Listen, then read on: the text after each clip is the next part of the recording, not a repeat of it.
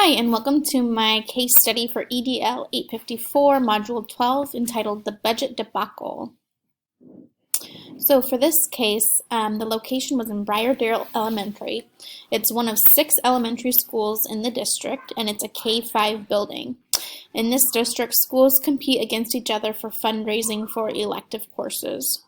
There were several main characters involved, including Mr. Santos, which is the principal of Briardale Elementary, and Mr. Bailey, the Briardale Foundation president. He's in his first year as the president, and he feels like he's very good at running the foundation.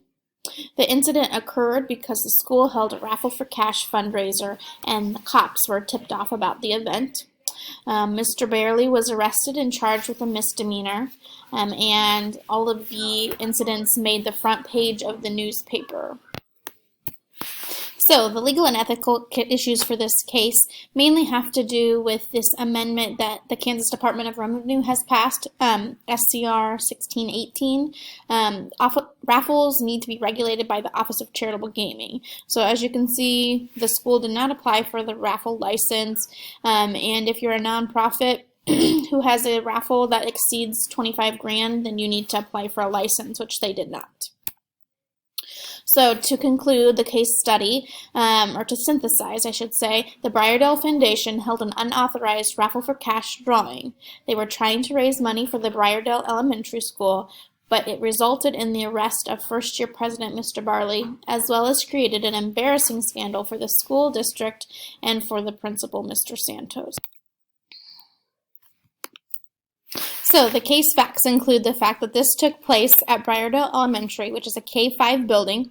It offers funding through the federal government for curriculum that's focused on basic skills. Their electives or secondary curriculum are all funded through the Briardale Foundation, who raises monies through fundraisers to sponsor these electives for their students. It involves lots of people, but primarily 2 suspects. Carl Santos, the Briardale Elementary principal, he takes a very hands-off approach to the running of the Briardale Foundation. He feels that the foundation has it under control and that he does not need to intervene much. It will take care of it itself. It also involves Mr. Barley, the Briardale Foundation president. He is a former Harvard graduate who's competing against one of his former classmates who happens to be a foundation president at one of the other district elementary schools. He feels very competitive against that gentleman and always wants to outdo him in basically everything, including the new fundraiser that he's going to be in charge of for his school. He also feels as if he's got better ideas than the former foundation presidents have had in the past, and he is looking to revitalize the foundation's fundraising aspects because he wants to try a new elective with the kids at the elementary school. This case also affects students and families of Briardale who were depending on funding for their electives, and it also includes the local sheriff's office who is in charge of investigating and arresting Mr. Bailey. So as a review of the case information, this fundraising debacle could have effects for all people involved in this district. First off, the public embarrassment from the publicized information from the newspaper can ruin the school's reputation.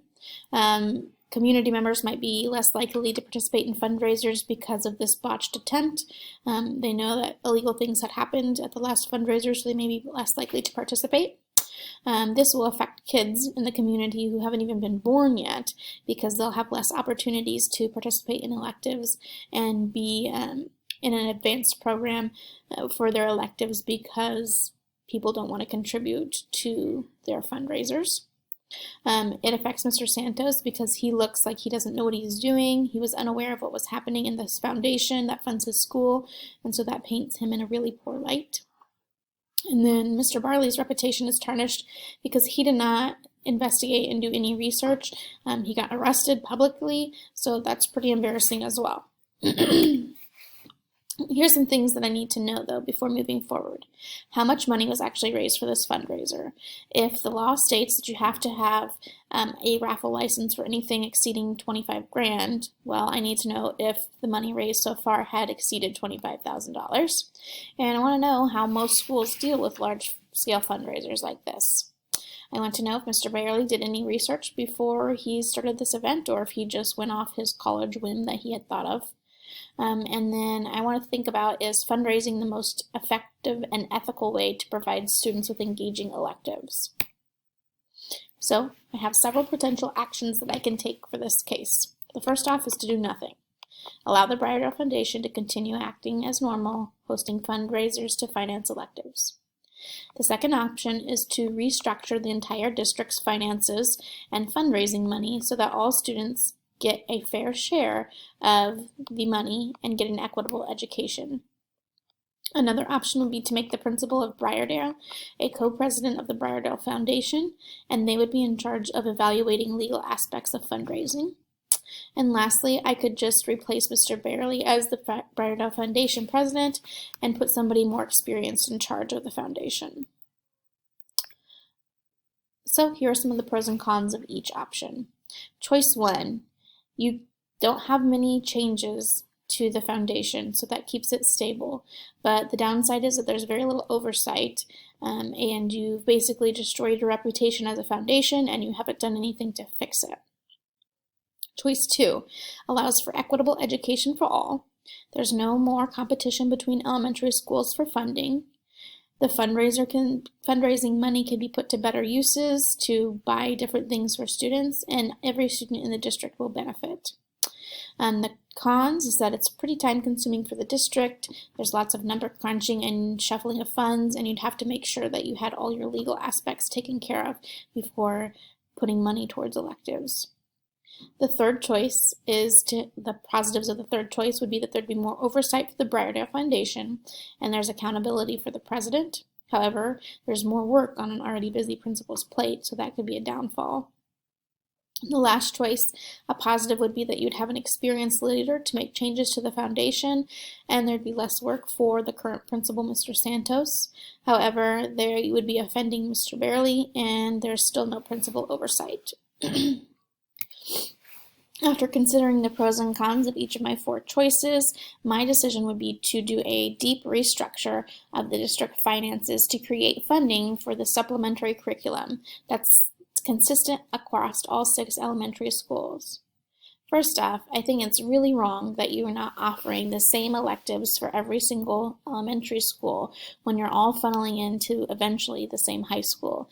I think you want everybody in your district to succeed, so I just don't understand why you would be not offering similar electives in the same schools.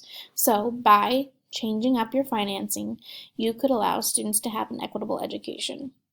Then you could move the community to support all of the elementary schools instead of just one school. So any fundraising money that was raised should be split evenly amongst all of the schools so that every child in the community can benefit. This will be helpful because it eliminates competition between schools and builds a collaborative environment from the elementary schools instead of an environment of competition. And it clarifies confusing finances for each building. I want to follow the 4 C's when taking my action steps. The first thing that I need to do is contact the following people: the superintendent, building principals, teachers, community members, the district business director, and the school board. Then I'm going to create a focus group that includes several people from each of the above listed members. That focus group will meet to discuss elementary schools' needs, budgets, and how they want to move forward. Then we'll have to configure. We're going to have to do some number crunching, decide on our budget for the next school year, and look at where we can move funding for electives, how we can restructure that, and then make sure that we need to confirm the educational finance laws in the state so that we're sure that we're not breaching any funding policies. These are the steps that I would take to solve the case study issue.